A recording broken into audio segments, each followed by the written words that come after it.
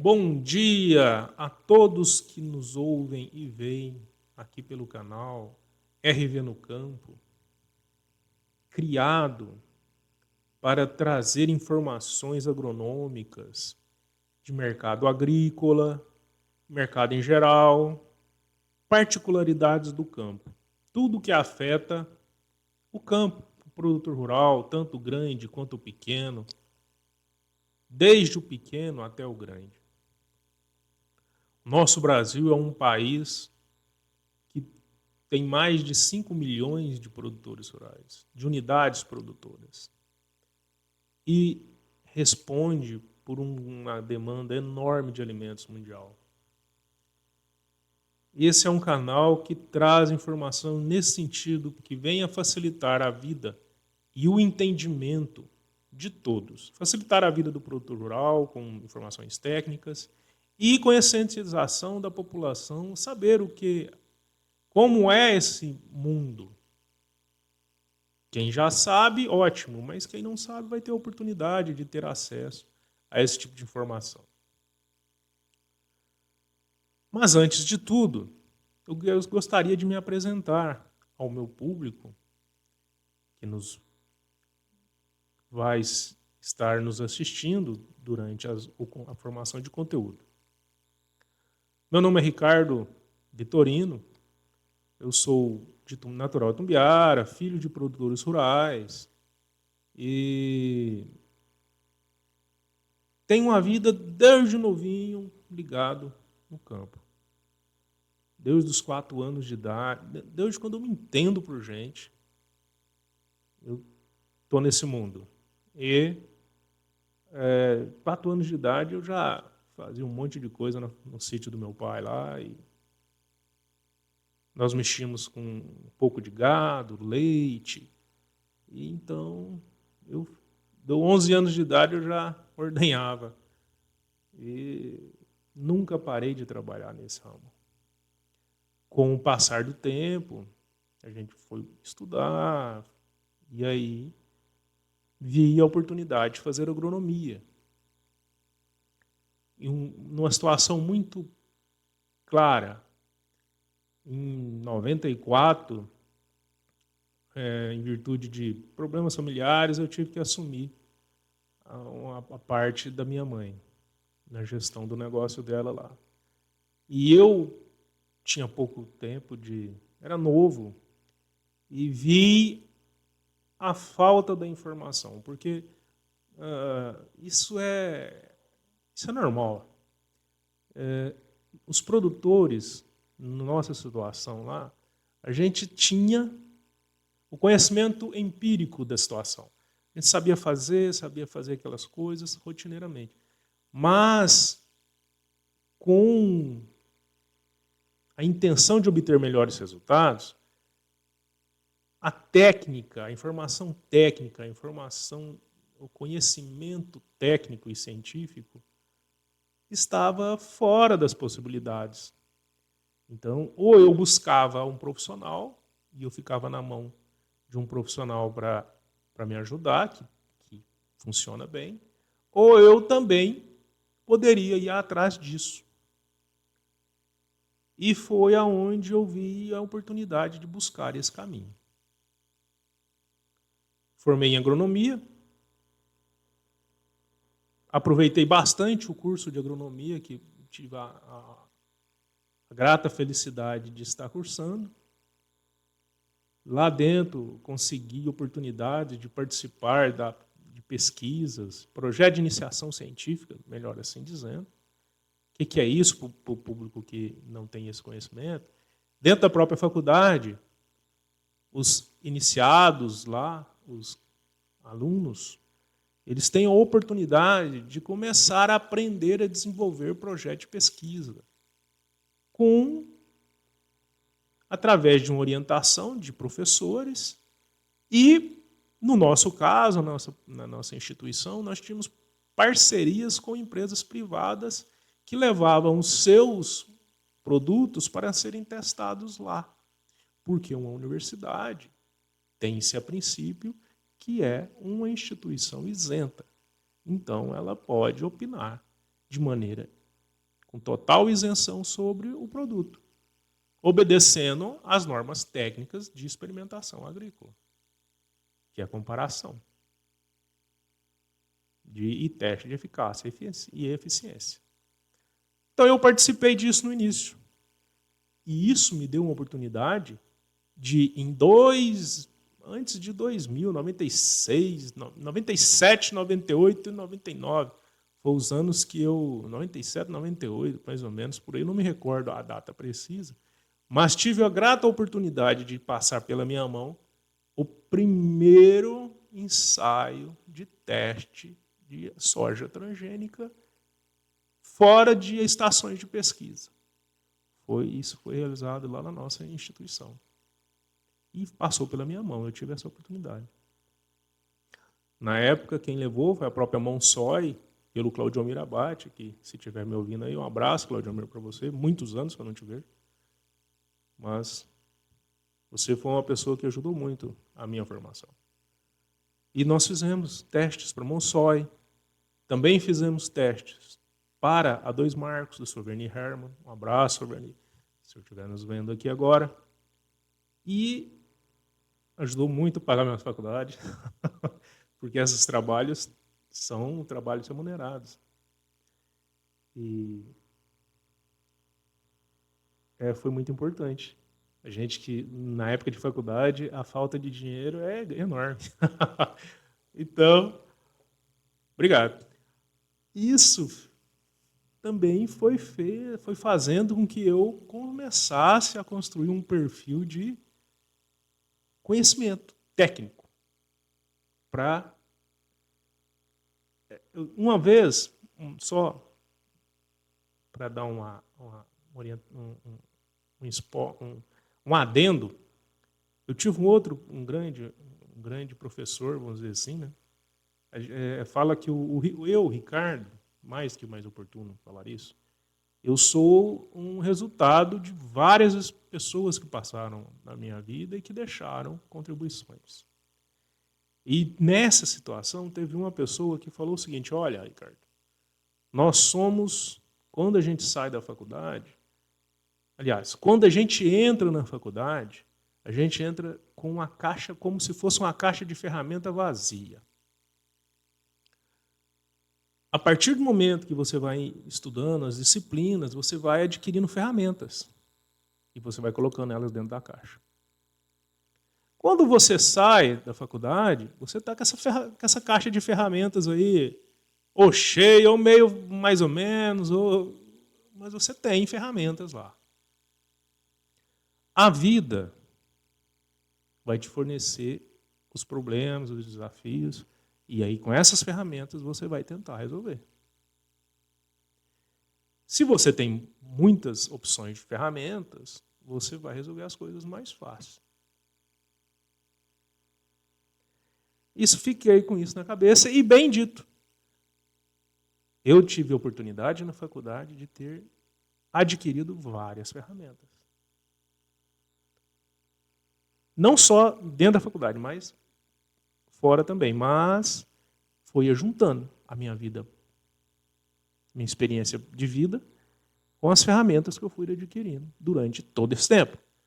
Mas nós estamos aqui agora falando da faculdade, então, desde o início já comecei a buscar as técnicas e tive acesso a elas. Com pessoas, que isso é muito importante, que eu tenho como referência de resultado, de produção, de fazer as coisas. Isso foi muito importante na minha carreira na época. Sem deixar de fora as outras pessoas que a gente vai falar delas aí durante o vídeo. O bom do YouTube é que os vídeos podem ser um pouco maiores, então eu posso falar de uma maneira mais tranquila. Para ajudar, como eu falei, para ajudar a minha vida de faculdade, eu falo com muitos colegas, eles falam: nossa, eu tenho saudade da faculdade. Olha, eu tenho saudade das amizades, eu tenho saudade de muita coisa, mas eu não tenho saudade da época da faculdade, não, porque foi muito difícil, financeiramente falando. Eu tive que trabalhar bastante para nossa faculdade tinha um custo alto e eu tenho essa lembrança. Eu paguei a minha faculdade praticamente. Lógico, eu tive bolsa, mas com o restante, eu tive 50% de ajuda de custo da faculdade, e os outros 50% eu tive que pagar. A agronomia não era barata, não, era mais de salário mínimo. Era bem carinho. Eu tenho os boletos até hoje guardados de lembrança, porque não foi fácil. Mas foi uma conquista. E conquista sempre é bom.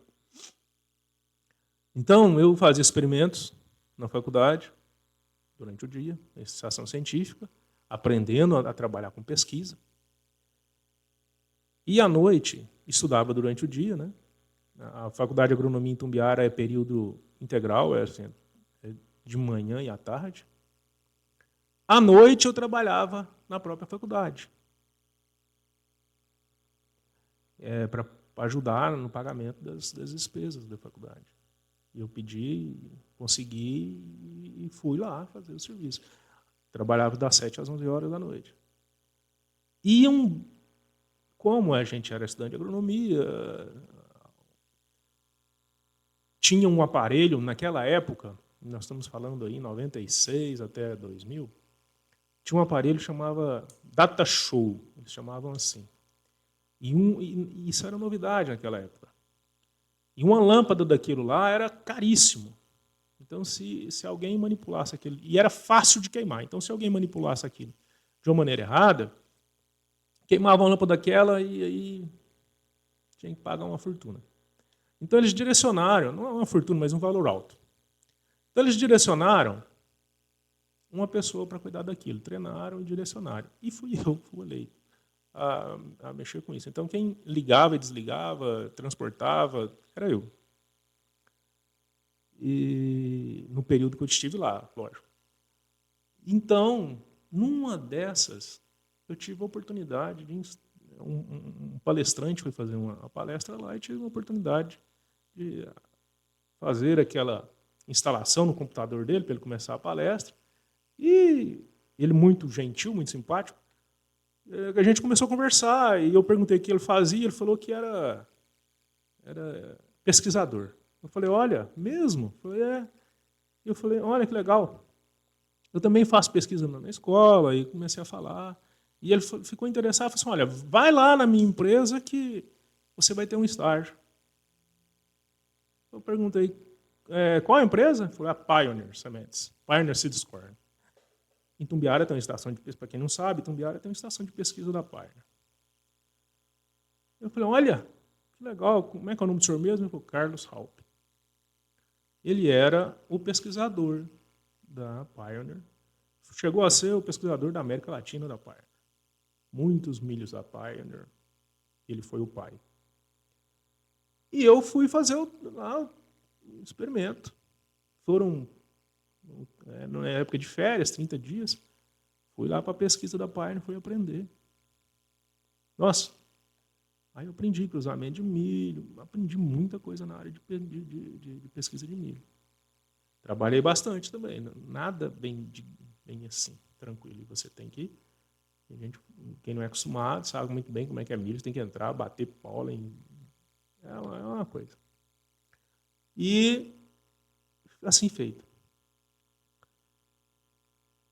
Também, como a gente já estava engajado dentro da faculdade, fazendo várias atividades, existe um ditado na vida e vocês podem ter isso. Só quem faz é que vai continuar fazendo. É impressionante. Você vai para qualquer lugar. Quem está fazendo, faz mais. Quem não está fazendo, continua sem fazer. É impressionante. Não sei porquê, mas a vida é assim. Quem está fazendo alguma coisa vai aumentar, vai fazer mais. Impressionante. Quem está parado e quieto, ele tende a ficar no seu estado. Bom, nesse princípio, me colocaram. Tinha um evento chamado Expotécnica. Era o terceiro, eu não sei se era o segundo ou o terceiro evento dessa. Era uma feira. Hoje em dia Existe muitos modelos disso aí. A própria Tecnoshow da Comigo é um modelo disso. Mas lá atrás, nós estamos falando em 97, 98, isso eram pequenos, era regional, chamava Dias de Campo. E a UBRA, que é a escola que eu estudei, fazia esse evento. Era o segundo ou terceiro evento dela, chamava Expotécnica. E para fazer esse evento, durante o ano, você tem que fazer plantar tratos culturais e tudo, e precisa de gente para fazer isso. E a escola chegou e falou, olha, Ricardo, você me ajuda a fazer isso? Isso não é remunerado. Esse trabalho era um trabalho voluntário. Você ajuda? Como? Eu falei, nossa, na hora, isso vocês estão fazendo por mim e tal, vamos lá.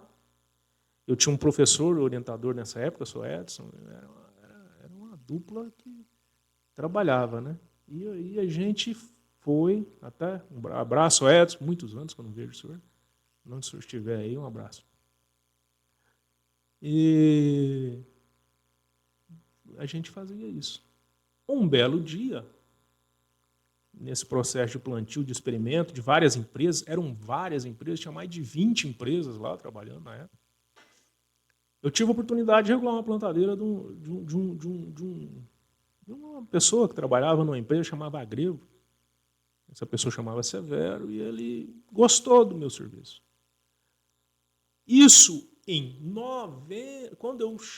a agronomia funciona assim, só para vocês entenderem. Você estuda uma parte em salas de aula e o final, pelo menos na Itumbiara era assim, não sei se as outras escolas são. No final você tinha um período. Um período são 6 meses. 6 meses no campo, na prática. Chamava estágio supervisionado.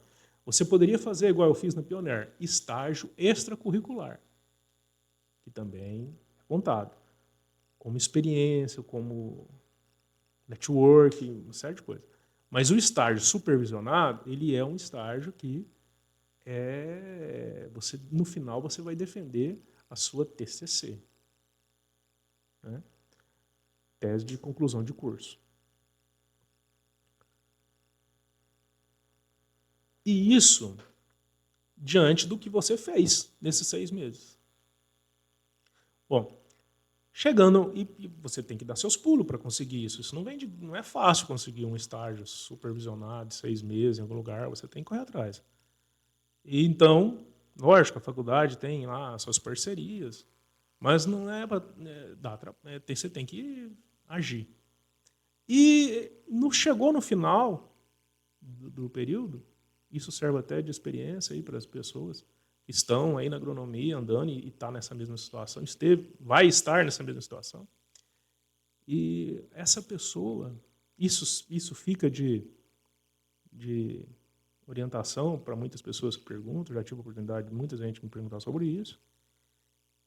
E nesse ajudar essa pessoa a regular essa plantadeira e mostrar um bom serviço, mesmo que não fosse remunerado. Lá na graduação, essa mesma pessoa estava fazendo seleção para estágio dentro de um grande grupo que existia na cidade de Itumbiara, chamava Grupo Maeda. E essa empresa chamava Agrevo. A Agrevo fazia negócios com o Grupo Maeda e para posicionamento dos seus produtos, eles colocavam pessoas lá dentro. Olha, Maeda, como era um volume astronômico, nós estamos falando aqui de coisa de mais de 40 mil hectares de lavoura, dividido em praticamente 2 empresas, na época era Agrevo e Novartis. E essas empresas colocavam pessoas lá dentro para posicionar seus produtos, porque qualquer erro, a outra empresa no outro ano abocanhava uma fatia maior do mercado. Então era uma concorrência gigante e erro era imperdoável. Então eles contratavam pessoas, tanto agrônomos formados para posicionar seus produtos, como recém-agrônomos formandos como estagiários para trabalhar lá como pragueiro do algodão. A gente fala pragueiro do algodão, quem é do algodão sabe muito bem esse termo, para que serve. Mas são pessoas que conseguem fazer um monitoramento de pragas. Então, nada melhor do que pessoas que já ficaram 4 anos só discutindo isso. Né? Então, a gente era os monitores. Eu entrei como monitor na Grevo. Em 99. Junho de 99. Não, julho de 99 até julho de 2000. E a gente fez esse trabalho lá. E o nosso setor, cada pessoa ficava num setor. E a minha entrada foi em virtude que na hora que eu fui fazer a seleção, o Severo, que era o coordenador da região da Grevo, chegou, lembrou de mim, falou assim, não, eu vou dar oportunidade para o Ricardo, que eu gostei do jeito dele trabalhar, e a gente foi. Obrigado, Severo. Tudo começou, a minha vida profissional começou aí com você. Um abraço. Faz muito tempo que eu também não te vejo. E a coisa foi. Fomos para o Maeda, ficamos. Essa parte de monitoramento é uma questão muito séria. Você tem que estar sempre em cima. O algodão é uma coisa. Nunca vi tanta praga como tem o algodão. Então, assim, qualquer erro é fatal. Então, o acompanhamento é sistemático. Nós tínhamos, a minha equipe, dividia-se a equipe, né? Era a Maeda, eu acho que a Grevo tinha 20 mil hectares dentro do grupo Maeda e a minha equipe tinha 10 mil hectares lá para cuidar, que a gente chamava de setor 3 da Maeda. 10 mil hectares. E eu ficava sitiado na fazenda Tupi, mas fazia todo o levantamento nas fazendas do Canadá e Tropical. Márcio era o gerente dessa região. E na época, ele que ficava. E foi um Márcio que pegou no meu pé feio, lembro dele até hoje. Mas obrigado, aprendi muito, Márcio, com você. Então é isso aí. E 10 mil hectares era a nossa tarefa. E fazia. E era 3 em 3 dias a gente tinha que retornar naquele mesmo talhão que você passou 3 dias atrás. E chuva e sol. Estava sempre lá. 10 mil hectares, é um grande talhão. Mas a experiência foi gigante. Ali foi gigante. E foi muito importante. Encerrado. Engraçado é que quando iniciou as atividades, nós éramos X pessoas. E à medida que o serviço ia diminuindo, ia desligando as pessoas, já era sabido. E era remunerado. Então o Severo chegou e falou o seguinte, como é que é, o que todo mundo está achando? E eu lembro disso até hoje, eu falei assim, olha, eu só sei de uma coisa, Severo, eu comecei aqui agora e eu vou sair daqui só o dia que você encher o saco de mim e vai falar assim, vai ter que me dar um empurrão, falar assim, olha, cara, Deus me livre, some daqui. E acho que ele ficou com isso, porque ele falou isso depois. Chegou, porque o estágio, a lavoura do algodão, você começa ela em outubro, vamos dizer assim, planta mais em dezembro, mas assim, os preparos e tal. Então nós chegamos lá em novembro, dezembro, não lembro direito. E a colheita do algodão vai lá para junho, julho. O algodão é um ciclo enorme, 180 dias naquela época. E o Severo chega lá ao prazo de levantamento de pragas, chega abril, maio, já vai diminuindo, porque os talhões plantados primeiro, né, vão chegando. E aí vão se desligando as pessoas, né? E foram desligando um por um. E o Severo falou, olha, eu fiquei por último. E ele lembrou aquela situação que eu disse, o Ricardo, quando ele falou que queria ficar até o fim, então não fazia muito. Ele deixou eu até o fim. Engraçado, né? Mas coisas que acontecem.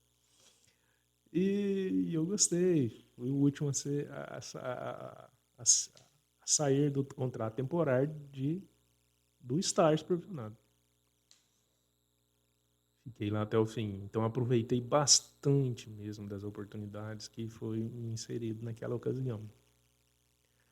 Bom, terminada essa fase, a colação de grau, e a gente desliga, vai colar grau, defender a TCC, finalizamos essa parte e entramos para colação de grau. Nós formamos em agosto de 2000. Olha, esse vídeo agora já está quase inserindo agosto. Eu acho que é dia 16 que foi a colação de grau, a festa. Então, eu acho que vamos aí para 26 anos de formado. Foi em agosto de 2000.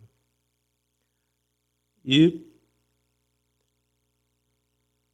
formado, a gente pensa, a vida resolveu. E a gente, depois, no dia da formatura, é como se tivesse resolvido todos os problemas. O amanhã não existe. No amanhã existiu e aí você tem a realidade. E agora? O que fazer, né? Era hora de caçar emprego. Entrar na vida real. E aí a gente vai. E o meu primeiro emprego, depois disso, em virtude daquele estágio lá da Pioneer, lá atrás, do Rota Projetor, eu coloquei, né, no meu currículo lá o Halp, Carlos Halp. Tá? E fui para a entrevista na Pioneer. A Pioneer abriu contratos para temporários inspetor de despendoamento de campo de produção de semente de milho. E eu entrei. E fiquei lá. Um pouco tempo eu fiquei no despendoamento. Logo eles me colocaram para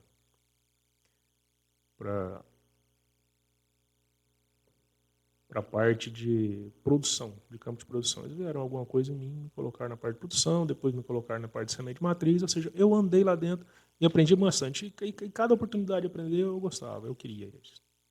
Eu queria tudo que eu não tinha convivido até então, eu queria explorar. E eu fui. Fui com bom grado. Aliás, quem era na época, para quem não sabe, nem sei se posso falar, mas já peço licença, eu era o pai do Jorge, do Matheus, né? Pai do Matheus, da dupla Jorge Matheus, era o diretor lá da Pioneer na ocasião. Ele e o Márcio Mourão. Márcio Mourão nem sei onde está mais, eu não... Mas o Lucimar Tumbiara está lá até hoje. E trabalhamos lá um tempo todo. Acho que peguei em agosto de 2000 e fui até dezembro, não sei, até janeiro ou fevereiro, acho que foi janeiro ou fevereiro de 2001 lá na Pioneer. Um contrato. Acho que teve 2 renovações lá.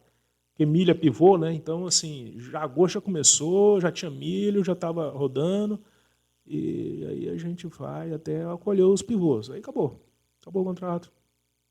E depois, assim, tem um período de transição. E também, como contrato por tempo determinado, você não pode ficar renovando mais do que 2 vezes, uma coisa assim. Aí você ou efetiva ou demite. Aí a questão de efetivar vai da capacidade de cargos efetivos disponíveis à contratação. Né? E chegou na época, eu estava sendo cotado para ser efetivado, no entanto, não sei o que aconteceu lá. As coisas mudaram, teve aquela crise energética naquele período e outras coisas, mas não vem ao caso aqui.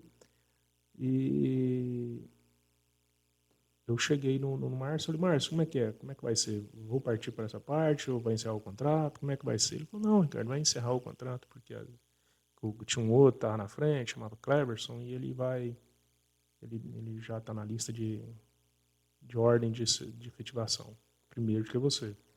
Falei, não, tranquilo, beleza. Liguei para o Severo.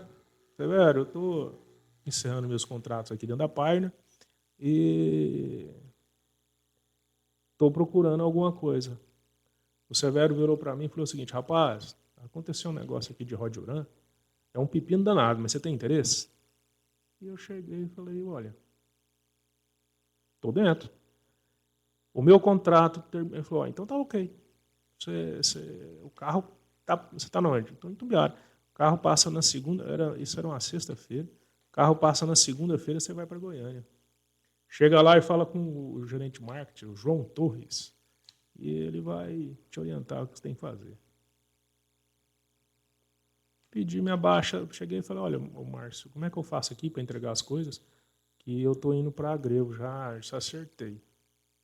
Foi no mesmo dia que eu conversei com o Márcio, conversei com o Severo, conversas simples e rápidas assim. E assim foi. Fui para Agrevo, era Agrevo, mas nessa época estava sendo a fusão da Rodia e Agrevo, que aí virou Aventis. E eu fui para isso. Aí eu fui, andei o estádio Goiás inteiro, fazendo avaliações dos impactos do Rodiuran, que teve um lote que veio com um problema e foi atestado. E a Aventis, só na minha mão naquela época, nós autorizamos um pagamento aí de indenizações a todos os produtores que tinham adquirido aquele produto e que de fato teve o problema. E para isso tinha que analisar, verificar, e eu estava lá para fazer esse serviço. Foi feito. Depois, continuei na Aventis na parte de comercialização. Virei um ATV, assistente técnico de vendas, né? Só que na região onde não tinha RTV, assim, o RTV era de outro setor, ia lá, porque era o Tocantins, né? E o Tocantins em 2001, 2002, ele praticamente era um mercado muito pequeno. Era um arroz irrigado, era uma soja que estava começando, e era aí um abacaxi lá no Miracema, e era isso. A coisa estava começando ainda lá no Tocantins. Então não justificava, em termos de números, ter um RTV. As empresas naquela época, o faturamento dela não era igual é hoje. A participação de químicos e tal. Então, colocavam. Eu fiquei como um ATV com responsabilidade de RTV lá naquela região. Mas tinha um RTV que chegava sempre, conversava comigo, me ajuentava e era a pessoa que fazia essa ponte. Mas eu já conversava direto com o diretor da unidade e respondia muitas coisas. E fiquei lá nesse período. Continuei a isso. Na época, o meu RTV era o Genésio, um abraço, Genésio, e o representante da unidade, o Ernesto Trejo. Eu não vejo o Ernesto desde quando eu saí na época que eu saí era Bayer. Bom, mais um abraço para vocês. E fiz esse trabalho em Tocantins. E aí eu conheci uma outra região e uma outra realidade do Goiás, né? Tocantins é outro estado. Eu que sou natural do Goiás, o Goiás uma vez foi Tocantins, o Tocantins uma vez foi Goiás, né? Na minha época, eu era jovem quando separou o Tocantins. Então, por isso que eu falei essa questão do Goiás e Tocantins. Então, o Tocantins era uma situação diferente. Eu não conhecia o Tocantins. Até os 23, 24 anos, eu não tinha saído de Tumbiara. Depois eu não parei lá mais. Aí o mundo abriu a porta e eu caí de cabeça. E fiz todos esses lugares. E lá no Tocantins, o interessante é que lá era várzea, arroz irrigado. Eu já tinha tido uma experiência na minha família com arroz irrigado em brejo, que é um pouco diferente. Lá o nome é chique, é várzea, porque são canais que você tem controle da água e tudo mais. A maneira de falar brejo e várzea é o seguinte. Brejo é a várzea do pobre, vamos dizer assim? É isso aí. E a várzea é um brejo, só que eles controlam tudo, controlam a entrada de água, controlam tudo. E é um vocabulário mais culto, né, com certeza. Mas as condições são quase as mesmas. Muita água, barro, e problemas de mecanização. Então, fui para o Tocantins e tive essa oportunidade de trabalhar com a soja, algodão, com melancia, várias culturas ali. E num sistema inundado, sistema de irrigação subsuperficial, que é quando você controla a água, ela não inunda, mas a água vai locomovendo no perfil do solo. É uma coisa de doido. Não é todo solo que faz isso, tá?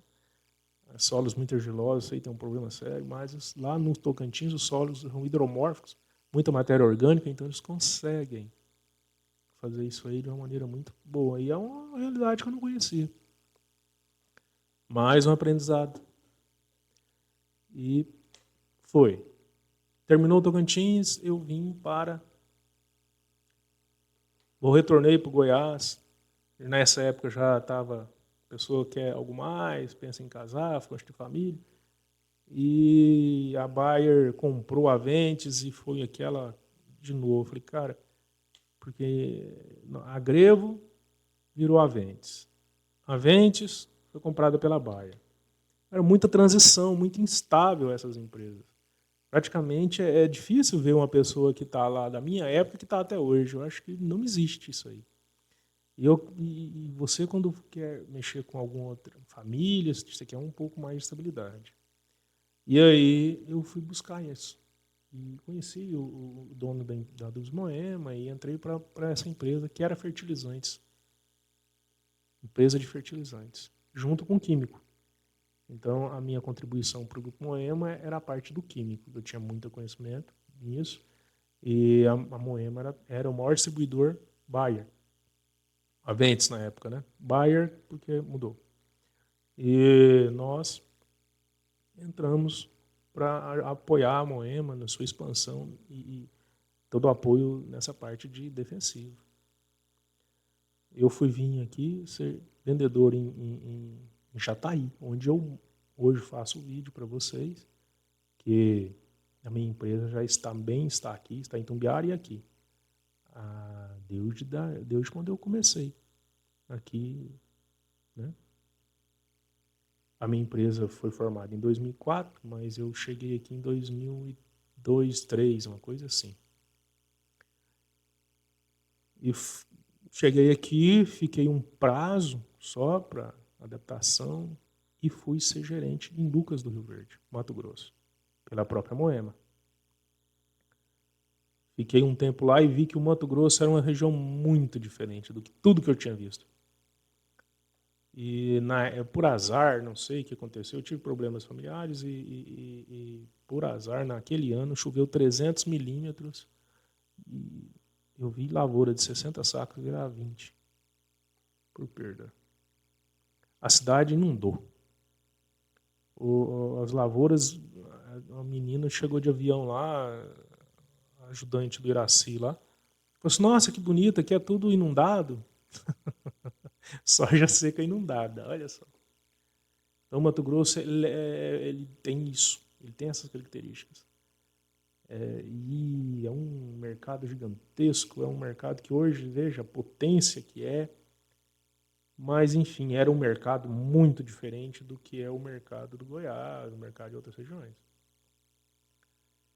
E para o problema de família, a distância foi muito grande para a pessoa que eu estava casado na época e a gente teve que voltar.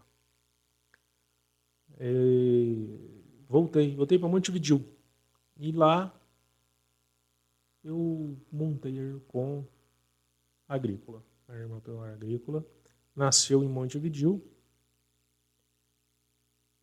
em Rio Verde, né? Só que eu morava em Montevidéu. A Aircom nasceu em Rio Verde e fazia vendas em Montevidéu. E aí trabalhei com a Aircom, fui mexendo, fui expandindo. E voltei para Jataí, 2006. Voltei para Jataí em 2006 e comecei a fazer a representação, porque é aquela história, velha história.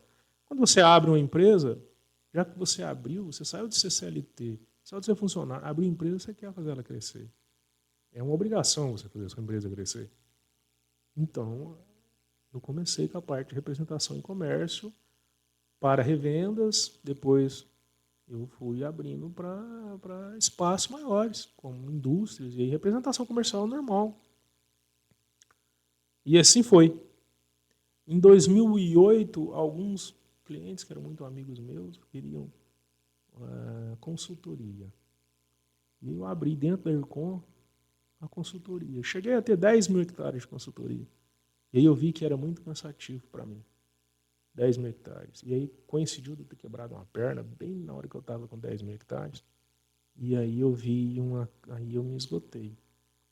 E eu falei, cara, não é por aí.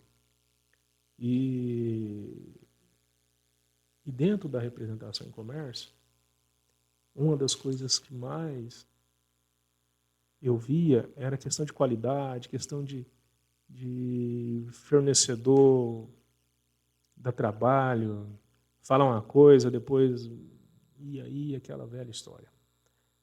E eu falei, cara, olha, eu tenho que fazer alguma coisa que eu sei o que é. Depois,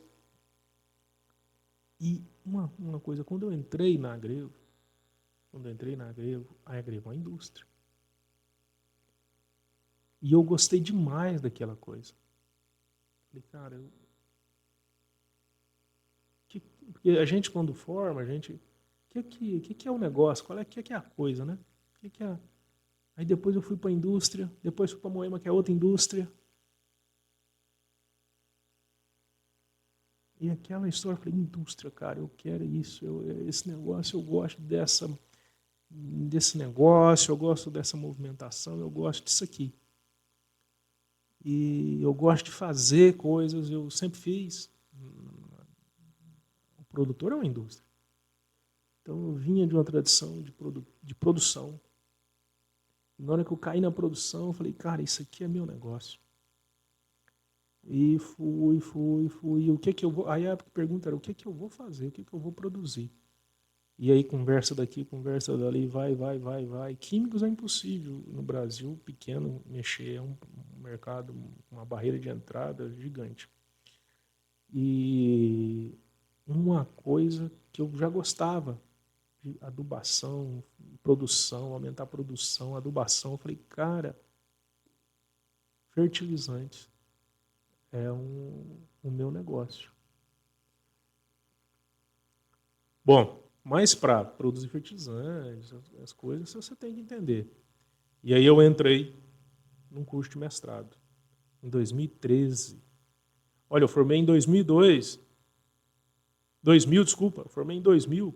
Eu fui fazer mestrado, eu formei mestrado em 2014.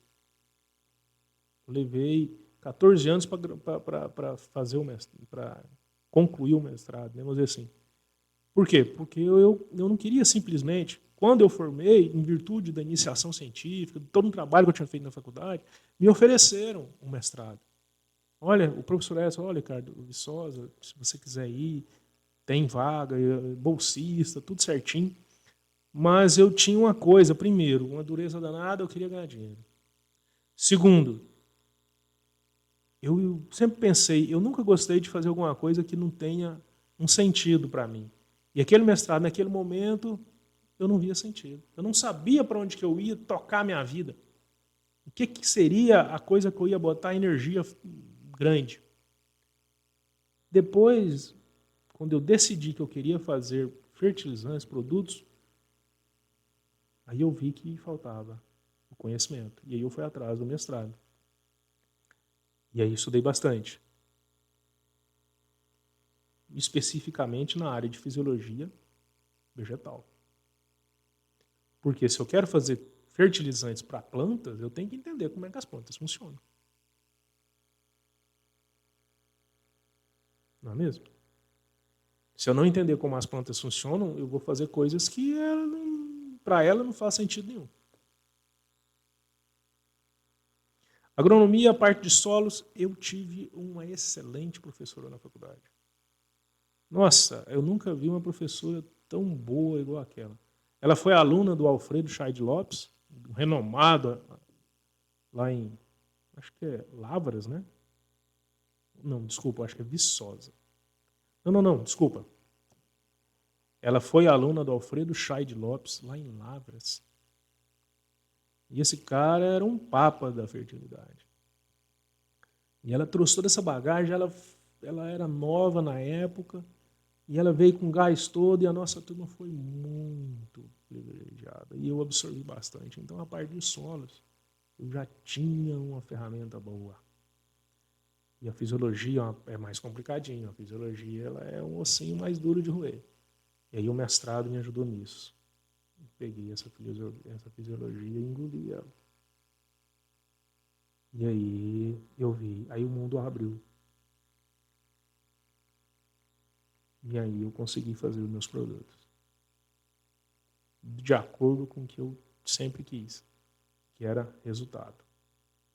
Resultado. Qualidade e resultado. Foi uma luta. As pessoas chegavam para mim, quando uma vez eu falei isso para um cliente. Foi a única pessoa que eu contei essa história um pouco melhor. Que quando eu estava, a conversa foi assim, quando ele queria colocar um filho dele para trabalhar, eu falei, olha, eu dei a mesma resposta que eu recebi de um amigo. Não é porque o cara sabe jogar bola que ele pode ser jogador da seleção brasileira. E foi essa a resposta que eu dei porque eu recebi. Quando eu estava na Moema, e eu queria ser, eu fui gerente de loja, e aí o dono da Moema chegou para mim e falou o seguinte, olha, eu quero que você assuma a unidade de produção da misturadora, lá em Sorriso. Só que eu tinha um amigo que era o gerente lá e eu fiquei numa situação muito difícil. E esse outro amigo também chegou e falou para mim, olha, Ricardo, não é porque você sabe jogar futebol que você vai entrar para a seleção brasileira. Achei um pouco assim, assado, mas fiquei com aquilo engasgado. Falei, cara, aí não. Isso me motivou a hoje a falar para ele, olha, cara, levou um tempo, mas depois eu estou fazendo a minha seleção. E isso foi isso que motiva as pessoas a fazer algumas coisas, né? É um desafio. E interessante. Difícil? Tudo na vida é difícil. Eu não vou fazer muita coisa até morrer. Então que vou fazer uma coisa que eu sinta bem, né? Tem muita gente que busca outras coisas, eu não estou aqui para discutir ninguém. Mas assim, uma coisa eu posso falar para você, que hoje nos ouve. Se for fazer uma coisa, faça aquilo que você gosta de fazer, que te sinta bem. Se é difícil ou não, foda-se. Faça aquilo que você quer fazer.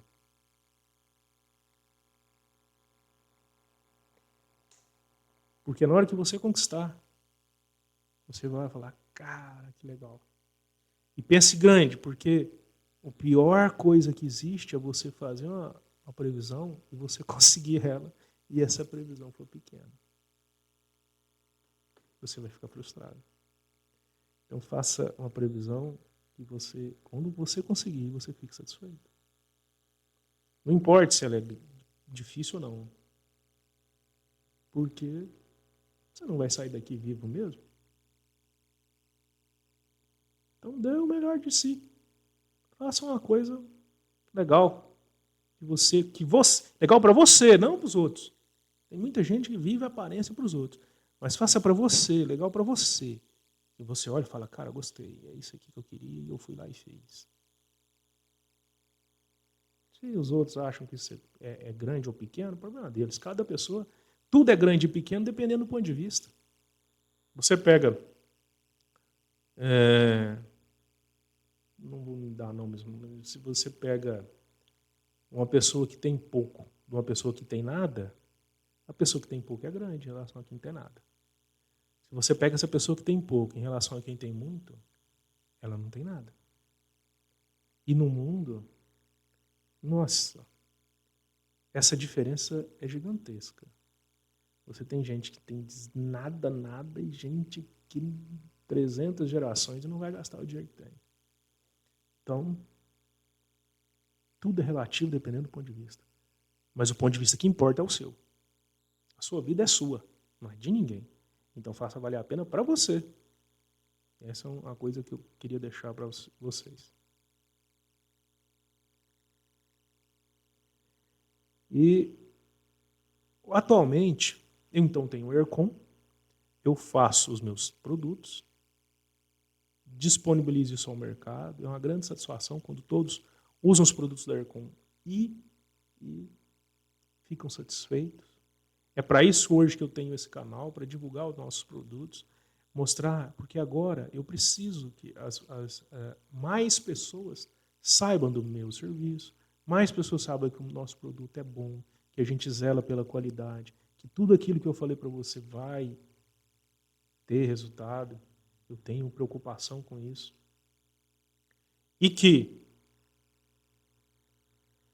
tenha um custo justo, justo para todos envolvidos no processo. Faça esse trabalho. Diante de tudo que a vida veio e me ajudou, não remuneração, mas em sim oportunidades, eu tive uma vontade de contribuir. E o que é que eu fiz? Nessa parte técnica, eu virei perito judicial. Então, eu trabalho na perícia judicial para ajudar, principalmente, essas questões de decidir a coisa correta, na parte técnica, isenção, imparcialidade. Então eu fui para lá fazer esse tipo de serviço. Então eu também faço esse serviço. Já fiz perícias em todas as comarcas. Não vou falar todas, mas na maioria das comarcas do estado de Goiás. No social, eu fui cantor da igreja durante 18 anos. Eu toco violão e cantar. Mas aí com a Aircom foi aumentando essa parte de fertilizantes, eu decidi desligar porque eu não tive mais tempo para ensaiar. E fui membro do Conselho Consultivo do CREA, 7 anos, aqui em Jataí. Então, a gente já... Essas são as minhas credenciais aí para hoje estar vindo aqui falar algumas coisas para vocês. Isso, eu fico aqui por hoje. Agradeço a oportunidade de vocês terem a paciência de estar me escutando. E vamos aos assuntos necessários aí ao nosso grande campo. E aí é isso. Uma pessoa que veio do campo e leva serviços para o campo. Esse é nosso lema, né? De produtor para produtor. Obrigado a todos. Até.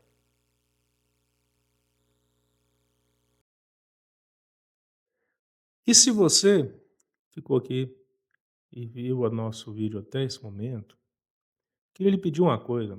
Para aumentar o canal, para ter acesso a mais pessoas, se inscreva no canal, curte, compartilhe, comente, dê sua opinião, o que você gostaria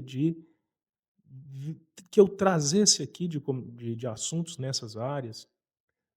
Eu vou ter uma maior satisfação de te escutar e atender dentro das disponibilidades. Agradeço a todos.